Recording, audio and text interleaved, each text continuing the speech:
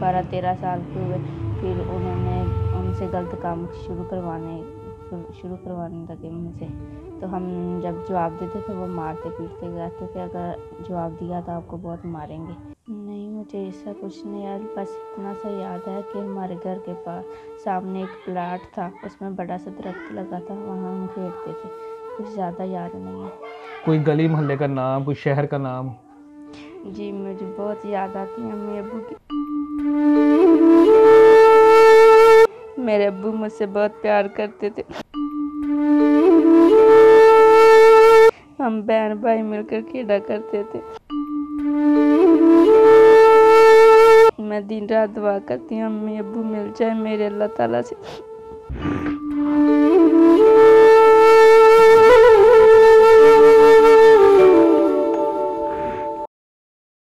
अस्सलाम वालेकुम नाज़रीन, मैं हूं आपका मेज़बान अहमद गौहर। नाज़रीन, मेरे साथ इस वक्त 16 साल नीलम मौजूद है। इनकी स्टोरी कुछ इस तरह से है कि इस बच्ची को बचपन में झूले लेते हुए जो ना अगवा कर लिया गया और सिंध के किसी इलाके में सेल कर दिया गया और उसके जिस्म फरोशी भी करवाई जाती रही। लेकिन अब ये वहाँ से किसी तरीके से जान छुड़ा के भाग के जो है ना वो वापस आ चुकी हैं। आइए इनसे बात करते हैं, जानते हैं कि ये अगवा कैसे हुई हैं, कहाँ कहाँ पे इनको सेल किया गया और जिस्म फरोशी क्यों करवाई गई इनसे। अस्सलाम वालेकुम। वालेकुम अस्सलाम। नीलम, मुझे बताएं कि कितने साल की थी जब आपको अगवा किया गया था? मैं 5 साल की थी। 5 साल की थी आप? जी। तो कहाँ से और कैसे अगवा किया गया? गली में एक झूले वाला आया था, मैं उसके पास झूले लेने गई थी। ठीक तो है। वो झूले देता देता आगे लेता गया, वो काफ़ी आगे ले गया। मैंने उसको कहा कि मैंने वापस घर जाना अपनी अम्मी के पास। लेकिन वो कहता हम जा रहे हैं, वापस जा रहे हैं, लेकिन आगे लेता गया, काफ़ी आगे चला गया। वहाँ एक सुनसान जगह थी। उसके बाद उसने पता नहीं क्या किया, मुझे नहीं पता। उसके बाद जब मुझे होश आई, मैं एक बंद कमरे में थी, वहाँ और भी लड़की मौजूद थी। अच्छा, फिर उसके बाद? तो मैं उसे कहती थी मैंने घर जाना, अपनी अम्मी के पास से घर जाना। तो मुझे कहता था लेके जाते हैं, लेकिन लेके नहीं गया। 4-5 दिन ऐसे गुजरते रहे दिन। तो उसके बाद फिर जब मैं कहती तो उसने मारना शुरू कर दिया, बोला दोबारा नाम लिया तो मैं मारूंगा आपको बहुत ज़्यादा। तो मारते पीटते थे और उस तरह रखे रखा उसने मुझे। अच्छा, वहाँ पे आपको मारते थे कि अगर आपने घर जाने का नाम लिया तो आपको मारेंगे? जी। ठीक है, उसके बाद? 10-15 दिन उन्होंने हमें वहाँ रखा। उसके बाद उन्होंने हमें आगे बेच दिया। हमें नहीं था पता, हमें किसी कहीं और भेज दिया।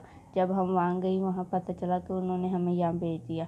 तो उन्होंने उधर रखा और वहाँ रहती रही, दिन बीतते गए और हम बड़े हो गए। जैसे ही 12-13 साल के हुए, फिर उन्होंने हमसे गलत काम शुरू करवाने लगे मुझसे। तो हम जब जवाब देते थे वो मारते पीटते कहते थे अगर जवाब दिया तो आपको बहुत मारेंगे। अच्छा, जब आप इनकार करते थे तो आपको मारते थे, तो आपसे जिस्म फरोशी करवाते थे आपसे? जी, जिस्म फरोशी करवाते थे मुझसे और बहुत मारते थे। कहाँ पे करवाते थे? कोई जगह, कोई इलाके का नाम याद है कोई? हमें नहीं पता वो कौन सा इलाका था कौन सा नहीं, हमें सिर्फ इतना पता था कि हमें एक कमरे में रखते थे, वहाँ खाना पानी देते थे बस। और अगर किसी के पास भेजना होता था तो आंखों में पट्टी बांध कर अगले के पास छोड़ आते थे। जब वहाँ पट्टी खोलते हमें पता चलता था कि हम किसी अगले घर में आए हुए हैं। अच्छा, तो यानी कि आपको जब भेजा जाता था तो आपकी आंखों पर पट्टी बांधी जाती थी। अच्छा, मुझे ये बताएं कि 12-13 साल की उस वक्त उम्र थी आपकी, अभी आपकी उम्र 16 साल है। जी, अब मेरी उम्र 16 साल है। 12-13 साल की जो लड़की होती है वो तो बच्ची होती है, छोटी होती है, तो वो तो मतलब इस तरह का रिलेशन बना नहीं सकती। तो हम उनसे माफ़ियाँ मांगते थे लेकिन वो हमें मारते थे। हम कहते थे तकलीफ़ होती है लेकिन वो मारते थे, सुनते नहीं थे। अच्छा, मारते भी थे और साथ गलत काम भी करते थे आपके साथ? जी। अच्छा, कोई आपको वो पैसे वगैरह भी देते थे? नहीं। कोई पैसा नहीं देते थे आपको? नहीं। यानी कि जो भी वो पैसे कमाते थे वो सारे अपने पास ही रखते थे? जी। सही है। तो फिर उसके बाद वहाँ से निकली कैसे हैं आप? 2 साल उसने मुझसे काम करवाया, उसके बाद एक आंटी को 10 लाख में उसने बेच दिया। अच्छा, 2 साल काम करने के बाद किसी को तो फिर वहाँ से कैसे बची हैं आप, यहाँ कैसे पहुँची हैं?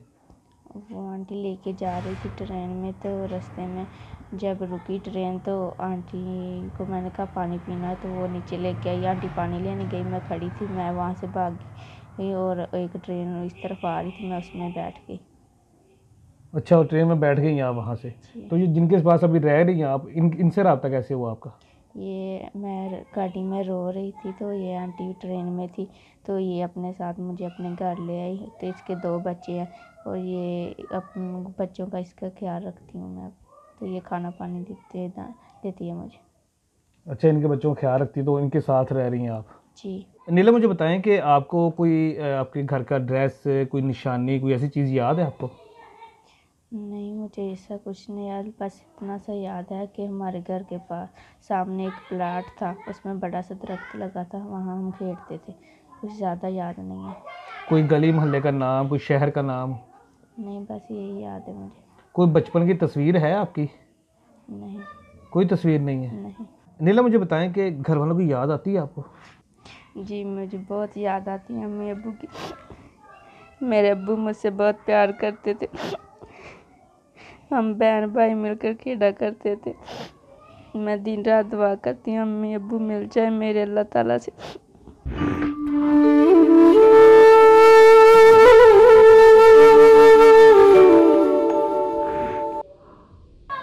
जी नाज़रीन, अभी आपने नीलम की स्टोरी सुनी है। असल में एक तो बच्ची है बेचारी, 16 साल एज है इसकी, और ऊपर से बहुत ज़्यादा डरी हुई है, सहमी हुई है। और जैसे वो बता रही है कि 5 साल की थी जब इसको अगवा किया गया, और इसको नहीं समझ थी इतनी, ना ही इसको इस वक्त जो है ना अपने घर का कोई ड्रेस, कोई शहर, कोई किसी चीज़ किस्म की कोई चीज़ याद है जिससे इसका जो है ना वो घर वालों को ढूंढा जा सके।